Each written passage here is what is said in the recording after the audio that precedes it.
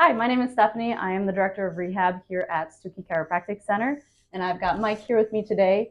We have worked here doing SoftWave on both of his shoulders now. So tell me a little bit about how long your shoulders have been bothering you. Oh, they've been about 10 years. About 10 years? 10 years, yep. Yeah, and yep. They've been to the point where it felt like it was full of gravel and extreme pain in them and no mobility, about zero mobility, not much. And Right. I thought surgery would be the only option.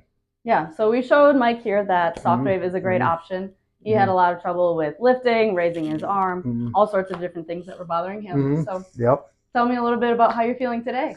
Oh, it's much better. I would highly recommend this. And it's not a placebo effect. It is the real deal.